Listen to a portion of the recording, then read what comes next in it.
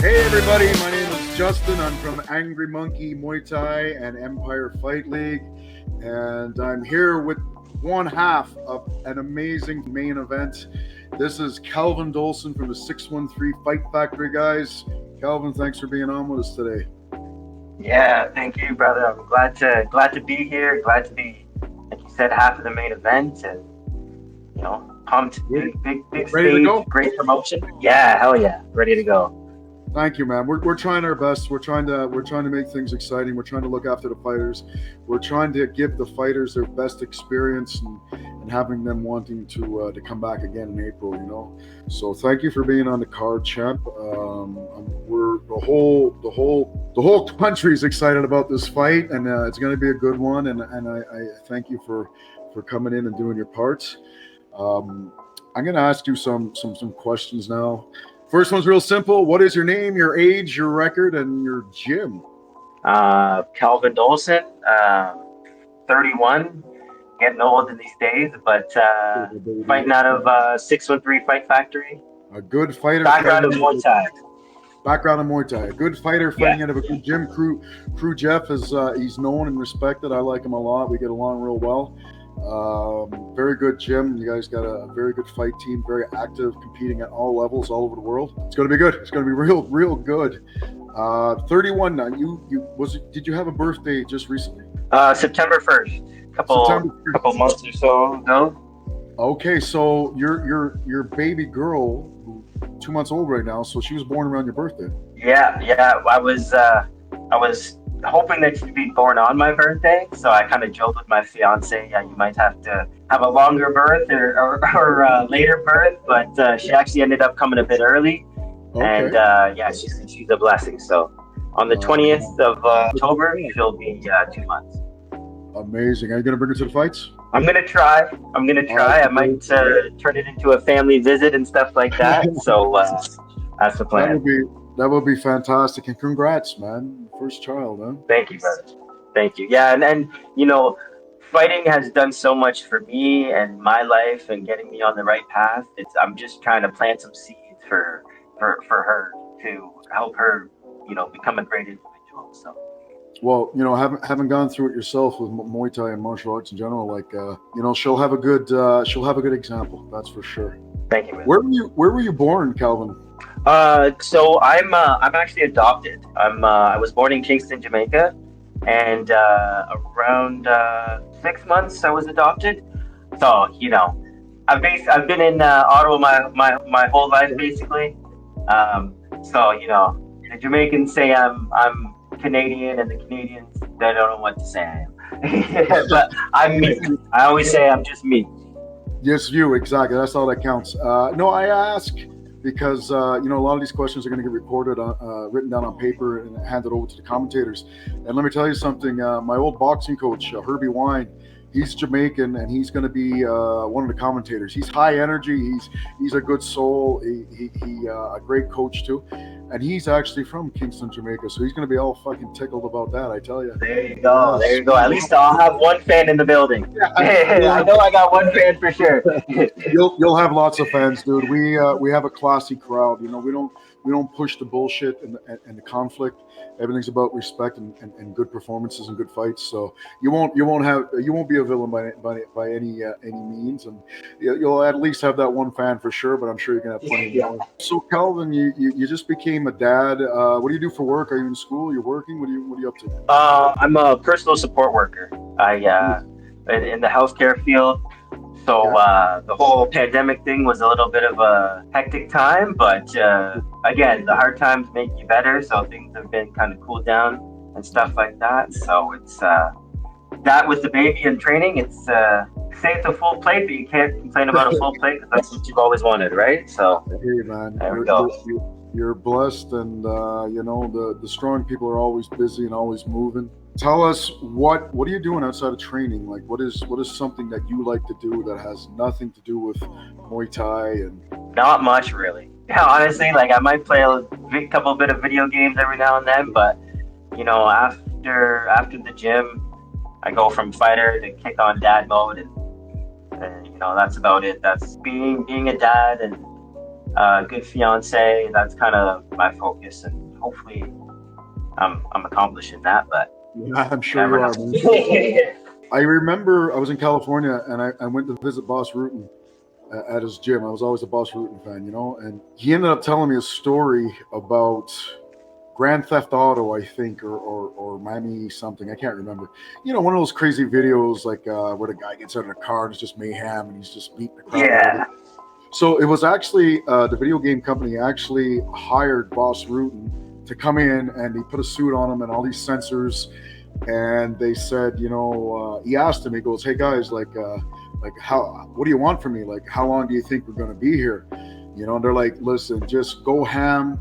You're going to be here all day. Be as violent as you possibly can be." They kind of scoffed and he walked out. He says, "Okay." So I took it on, and 2 hours later, he said, they came in. He said, "That's a wrap. We got more than we're ever going to use. This is over the top violent. Thank you very much." It took him 2 hours. So uh, that was a cool video game story. I don't play video games myself, but that's my only video game story, and I'm quite proud of it. So, yeah. what about animals? Do you have any pets? Oh, I got nothing crazy, but I mean, it might be crazy to some. We have one dog, my fiance's dog, her cat, and then my two cats. So the That's house amazing. does get filled. Yeah, you know. You know what? I think that says a lot about a person, you know, because animals are. I'm a big animal fan. We have two dogs, two cats. At one point, we had a squirrel. I named them Biggie after Biggie Smalls. And, you know, and we also house sit sometimes. So sometimes we have an extra dog, extra cat. I'm glad you're an animal fan. I can get on board with that. So we're gonna talk a little bit about your martial arts experience and how you got started. What was your first martial arts? How old were you when you started? What do you remember about that? I mean, I did Taekwondo for a tiny little bit when I was younger, but I really just found martial. Like I've always been a boxing fan and Mayweather fan and stuff like that, and you know, I kind of, you know, I was still like drinking and doing stupid things, and then you know, got into a little situation, and I kind of was like, well, if things go a certain way after my options for employment are fighting or construction. So I was like, I just, you know, that night I Googled fighting in Ottawa, stumbled across, at the time it was New Era combat sports. And yeah, fuck, I saw their website, and then I just went out and tried it, and ever since it's been just about 5 years. Well, I'm going to be starting my 5th year in November. So again, it changes lives, right? So I love hearing these stories because anybody in your situation, and it was very similar to mine, they realize that, hey, shit, man, I can turn my shit around, and Muay Thai boxing can do that. You know, that's really really powerful. What made you want to compete? Do you remember that moment where you know, where you were, what you were thinking? Hey, shit, I want to fight. I want to get in there. I want to go. as you get into fights around the neighborhood, out with your friends, or whatever. Just eventually, you know, I've always kind of had that in me where it's like, you know, I wanna fight. And again, when the opportunity arose, as soon as I walked into the gym, went to the comp classes. You know, and it was a place where you know, it's not the old school MMA training gym days where you go in and you get your ass kicked and then you don't come back. You know, I had the mindset of like, I will keep coming back. That's the way that you're supposed to do it, no matter how bad you get beat up. It's a test. It's always a test. You just keep coming back and keep coming back, and you know, that mindset, and just you know, I just always wanted to fight. Just always wanted to fight. That's a good answer. I just always wanted to fight. That's honest. That's true. That's a great answer, man. Who's your coach? And give us a little funny factoid, a little dirt on your coach here. Make us laugh. Oh, jeez, I don't know. Crew Jeff Harrison. He's a great guy. I love him. Absolute beauty. I don't know about funny, but I think for my best story of him that was about me was again, I was drinking and on some bender and doing stupid stuff, and it was a time that I thought that I was gonna get kicked out of the gym, just the way I acted towards teammates and stuff like that. It was a whole thing. But he reached out to me and he didn't like give up on me, and he was just sort of like, I'll guide you. I still go back and look at the text messages where he's just like, nah, man, like, I'll guide you, like, I'll give you guidance. And he's and that's just my experience. I know there's so many other fighters in the gym where he's dedicated himself and stuff like that. Yeah. He's a very funny guy. Very funny guy. Every now and then he'll him come out. Well, a fighter, you just know a fighter, like, oh, fuck this guy up or whatever. Or a funny one actually is like, just being a dad. There was another guy in our gym that was a father, and then Crew's just like, oh yeah, there we go, dad champion of the year or whatever. And then I was like, oh, we gotta fight for that. And then he's like, you all lose, like. And that's the thing, man. He's Cruz, coaches. At the end of the day, they'll fuck everyone up in the gym, Yeah, you know what really was nice for me to hear in that story is being reminded of how the good coaches will see you as a human first, and then build your life around being a fighter. That's nice to hear. Like sometimes organizing these big events and training all these fighters, and Crew Jeff will be the first one to tell you, it gets tough sometimes. And you know what you just said re-energized me. It reminded me of why we all do this. Myself and Crew Jeff and all the guys that do things like this. And thank you for that, man. That was good to hear. Everyone, not everyone can be a fighter, and not everyone can be a coach, and fighters can't be coaches. It takes a certain type of individual to be a coach, so if you don't hear it enough, thank you for what you do. Thanks, yeah. Well, I do hear it. People are really appreciative of what I do, and I'm very appreciative of the people around me. That's for sure. But I think at that moment it was good to hear. Just a minute ago, that was good to hear. It was good timing. Tell me about your first fight, champ. What do you remember about that? Was it a Muay Thai rules? How'd you feel? Were you nervous? Were you ready to go? What happened in that fight? Give me a little rundown. Things like worked out with everything that was going on at the time. So I joined the gym in just before November 2020. First fight was August 2021 or whatever. So, and it was at actually a Waco kickboxing tournament, Pan Am's, and a little bit things just worked out. So you don't know who you're fighting or whatever. I ended up fighting some guy with like 12 fights, but and that was my first one. But like again, it was more of that like, let's just get in there. I don't care about the competition or the difference. I believe I can do this. I believe I can fight.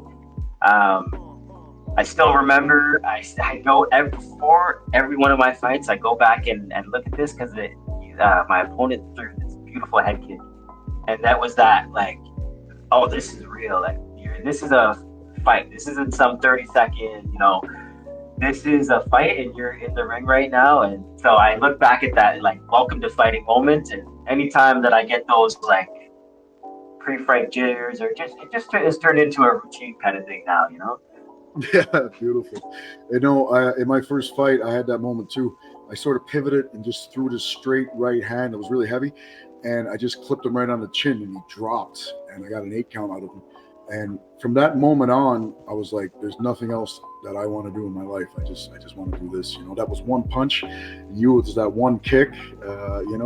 Sometimes it's the small little moments that are like that, but they're significant. You had a good experience with Muay Thai and Crew Jeff and your gym, and getting away from drinking and trouble and stuff like that. I'm sure you turned your life around completely. You got a kid now, you got a great fiance. What would you tell a young boy, young girl that's maybe in your situation or headed towards your situation and could use a little Muay Thai and a Crew Jeff in their life? What would you say to them? Whatever your dreams are, do them, and don't listen to other people that tell you negative things, because they don't understand. As much as there's support and stuff like that from fans, friends, and family, it's really only the people inside the gym and the ones that you can truly express yourself to that know the struggle of it. And that's whatever you do, really. you know. So never. That's I kind of look at my daughter where it's like, yeah, I want to do Muay Thai, but if her passion or other people's passions are in painting or whatever, dance, theater, don't be listening to people like, oh, you're a guy, you want to do this, you want to do dance. Fuck, you could go do dance and become some legendary dancer, but Or don't you let could just other be happy, people. right? You could just be Oh happy. yeah, exactly, Yeah. exactly. You Find know, find your passion yeah, and do it. yeah. I, Don't give up on yourself and believe. That's what I would say. I remember when I opened my first gym a while ago. I just opened a small studio, and the owner was an old Jewish man, and he was wonderful. And I remember he came over to me once and he goes, "Listen, I know you got to work hard to get things going, and you're going to be grinding for a little while or whatever." In his own words, he said, "But at a certain point, he said, make time for you, make sure you live your life, And this was the words he said to me. He said, "No one ever laid old and dying on their deathbed and said, 'Geez, I wish I would have worked a little more for that company. I wish I would have worked longer hours.' Everybody's going down, and they're always going to think, 'I wish I followed my heart, and I wish I followed my dreams.' And I think that's an important message. Fuck anybody else who thinks they can tell you what to do. Follow your heart, go hard at it, and I think that's the key to happiness. It's not about money, it's not about anything else. It's just being happy. So that's my 2 cents. But you know what, this interview is about you. Let's get back to you. Who was your toughest opponent? Tell me about that tough motherfucker that really pushed you. I know the Mason Chevelli. I think I'm saying his last name correctly. Out of Genesis Muay Thai now, but also I'll give a shout out to Isaiah Fernandez. When I saw his poster come up, I was like, "Oh, this guy again." We ended up fighting each other. It was supposed to be a sanctioned fight, but things messed up. So we fought at an in-house, then we fought at the sanctioned, and then fought again. So we fought 3 times. All hard pushes. Yeah, just so I'll say Isaiah because we've had unofficially a trilogy. But we're both 1-1, and just the way he came out that second fight, it was great. Was this so at the CMTO? I'm looking forward to see how he goes. Awesome, man. We got all these elite, tough, fucking badass warriors on this card. It's going to be amazing. We had a lot of fights fall through, a lot of injuries. A lot of A-class fighters took fights too close to this event, and some people just have bad luck. But you know what? We lost some good fights, and we gained some even better fights. And the card is still amazing. And the more I interview people, and the more I talk with people, the more I discover, and I just can't wait for all these fights to happen. It's going to be fucking legendary. It really is. We got 6 title fights.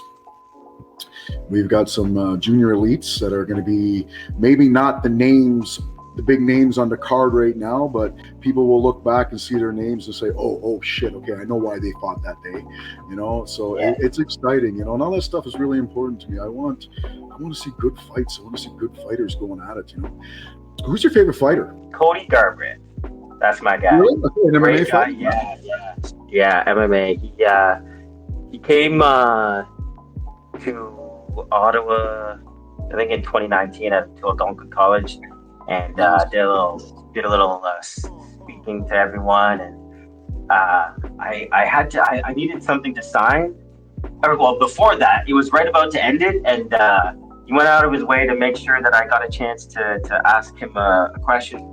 And then after, I didn't have anything to sign, so I ran to the hallway, grabbed his poster that they had, and then came back in.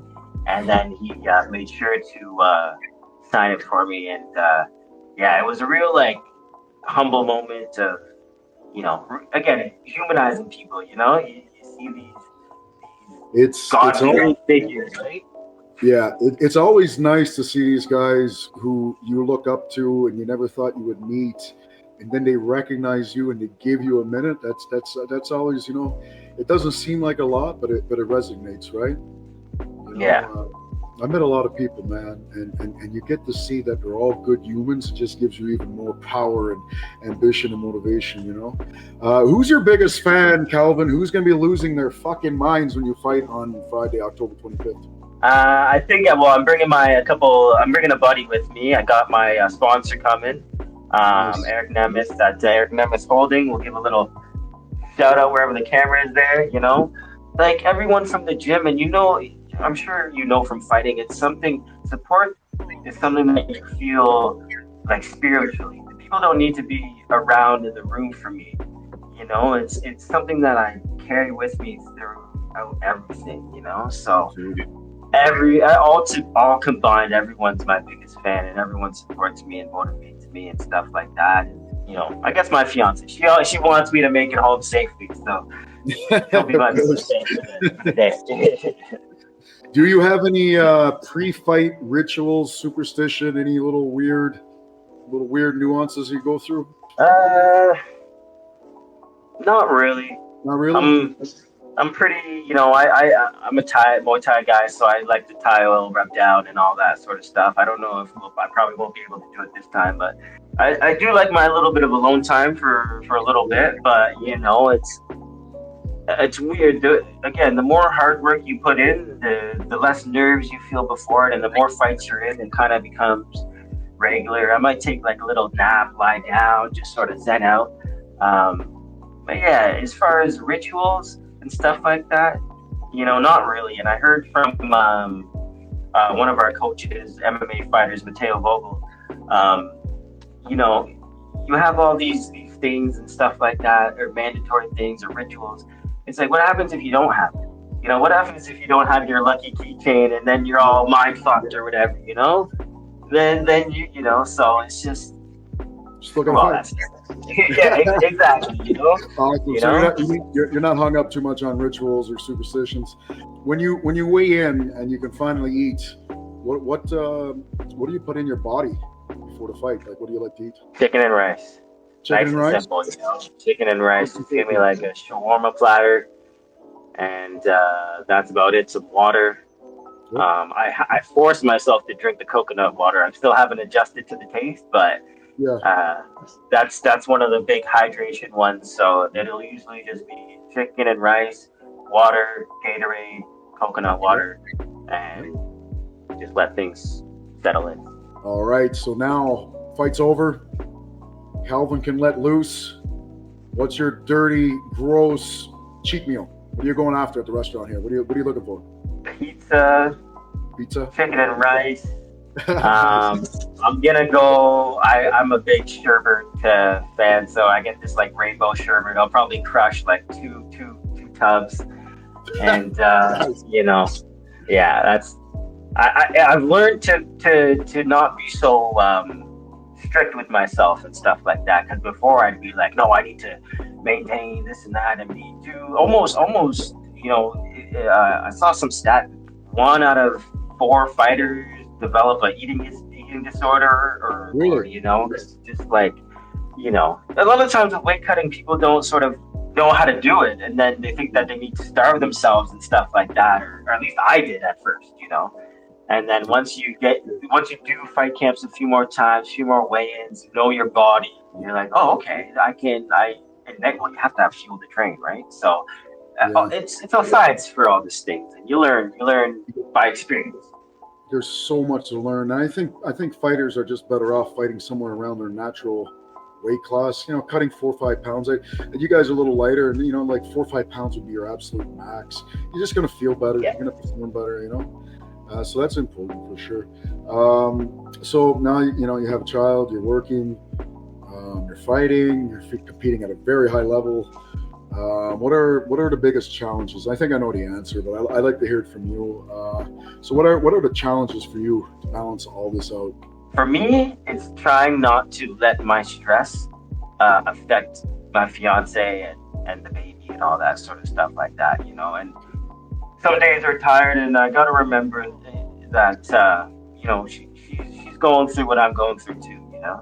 Yeah. It's not just me who's feeling these things, and you know, it's like work or the gym. You don't want to bring your negative energy to the gym, and you don't want to bring negative energy back home. And you know, some days are easier said than done. I'm far from perfect, but that is again, you're not saying perfect? It to remind myself, you know. Yeah. No, I ain't. Who is, man? Who is? I think anybody in this industry is fighting and coaching and been down those paths. We're not perfect, but we somehow got back on track to be as perfect as we can be. And I think everybody's heart's in the right place, and it's a beautiful thing. What you said reminded me of everybody supports you, everybody's rooting for you, everybody knows what you endure, but we're all human, and it adds up, and we feel it, and sometimes we can radiate that onto other people. They feel our stress and our fatigue too, and that's something I've learned over the last few years, is to try to manage that as best as you can, because it does affect other people around you. Like you do so much, and you take on these huge projects or experience and stuff, and people look up to you. So yeah, it's difficult to balance, isn't it? But yeah, you just got to put your one foot in front of the other, the best face, and just keep it going. Yeah, yeah.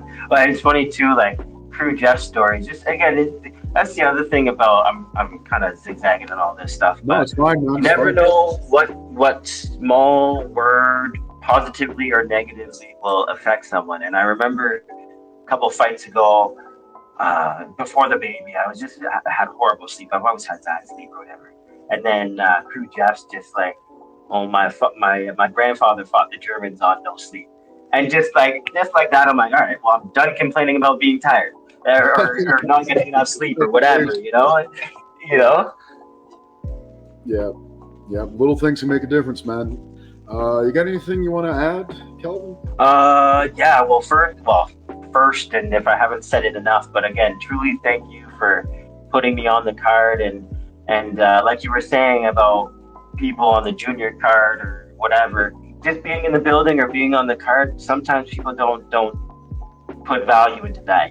Whether you're the last fight, the first fight, the middle fight, being on the card is a blessing that you, as a fighter, really gotta appreciate.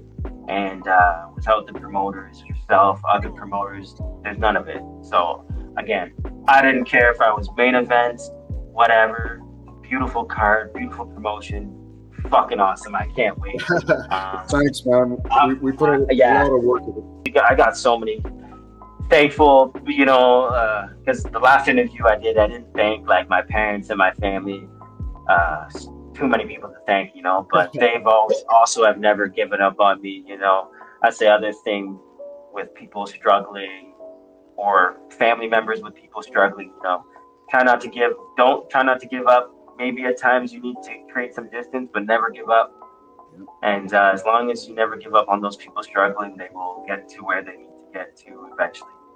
And that's definitely what my parents have done for me. And yeah, so Hey, man. also thankful for everyone that's supported me, and my sponsors, and my doctor, Dr. Arnott at Centerpoint Chiropractics, who keeps me in shape. Making a quick or month turnaround, some people call it quick. I just keep saying keeping it active, which you got to do. But yeah, it keeps me able to enter the ring each time nice and healthy. So, and my crew Jeff, Crew Taylor, Coach Marcel, every person at the gym that beats me up and pushes me, and all that good stuff. You know how it is. So grateful for all that. Yes, sir. Calvin, thank you so much, man. I'm going to sign us out here. Okay, I'm going to give a little promotion here. For sure. One thing first, you said I can get on Empire Fight 3. Can I get on Empire Fight 4? I'll put you on everyone you want to fight on, man. You keep showing up. You keep putting on a performance. You show up prepared, in shape. We'll put you there, and I have connections in other places. I'm sure Crew Jeff does too, where you can get you fights outside of the country and things like that, and I can try to help you with that. But it's not just all about Empire; it's about everybody's journey and what they want to take on. If I can help you with that, I certainly will. It's a community that helps each other, right? Let's get out there and fight each other and see how much we can do for each other and how far we can go all at the same time. It's that's the way it is, right? So I'm sure you and Jared are gonna have a fucking hell of a fight on the 25th. Let all your friends know, get them to buy some tickets, get them to buy the pay-per-view. Let's get everybody tuned into this, and for sure we'll get you on more cards if you're healthy and ready to go. So if you're willing to take on hard fights, we'll get you hard fights, that's for sure. The easy road was never one that I went on. Yeah, man. It's always the hard, the long path. Lessons to be learned. So I'm going to sign us out, Kelvin, because I like to talk. You like to talk. We had a wonderful conversation. We could be going for an hour or two, I think. I'm so pressed for time, but if I fucking talk, man, I can stay there all day. So here we go, guys. Thank you, Kelvin Dolson, for being the one half of a great main event at Empire Fight League 2, the Evolution. Can't wait to see you and Crew Jeff. Hopefully, Crew Taylor shows up and some of the other guys. And always look forward to see you guys and having these great fights. October 25th, downtown Montreal, baby, at the Plaza Centreville. Get your tickets on Eventbrite, guys. It's a hell of a fucking card, and you don't want to miss it. If you miss it, you're going to kick yourselves. And don't miss it. Buy those tickets, guys. Come out and see Calvin and Jared go at it. And some of the other great fights that's going to take place that night. Calvin, thank you so much. Thank you, Justin. Appreciate it. Again, opportunities. Let's go, brother. Let's give a right hand into the camera to finish off. You ready? 1, 2, 3, boom. Oh, we got to do it again. We got to sync up here. You ready? 1, 2, 3, boom. We definitely got a lag here. I'm trying. Take care, brother. God bless. I appreciate you.